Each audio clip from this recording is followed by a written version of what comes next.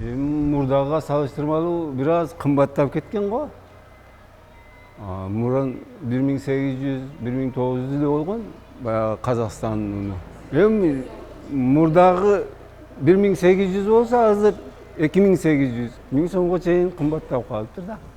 Бишкекте азык-түлүктү дүңүнөн саткан Азиз базарында ундун соодасы солгун. Сатуучулардын айтымында Казакстандан келген ундун баасы мүшөгүнө 1000 сомго чейин көтөрүлгөн.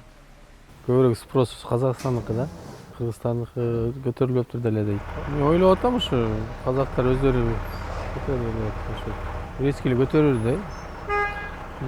Нандар да кымбаттап кетти. Навайчылар дагы риски көтөрдү да.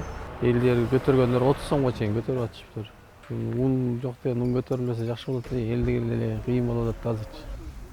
Бир жыл мурун Айыл чарба министри BBC'ге маек берип, дал ушул буудай жөнүндө да кеп козгогон болчу. Анда биз узаткан суроого жооп берген министр 2023-жылы чет өлкөдөн келген унга көз карандылык кыйла азаят деген эле.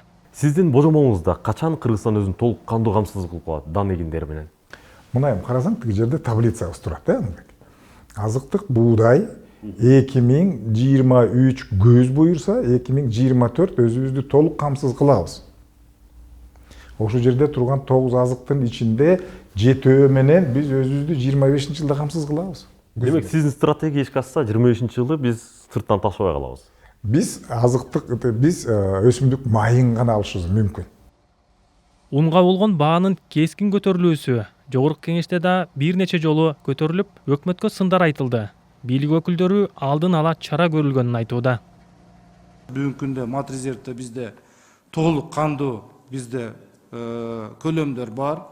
Эгерде азыр бул маселе дагы мындай 1-2 күндө мындай чечилбесе тез арада биз анда Матризерттен анда разбронировка кылабыз, ондун баасын өзүнүн калыбына келтиребиз. Кыргызстанда түрдүү себептер менен буудай жетиштүү өстүрүлбөй сырттан ташылат. Анын бирден бир себеби сапаттуу үрөндүн аздыгы, майдын кымбаттыгы деп келген. Эми ага сугат суунун тартыштыгы сыяктуу андан да чоң себеп кошулгандай. Борсокту да нан менен жейбиз деп тамашалап калгандарга кыйын болбойт болду бекен.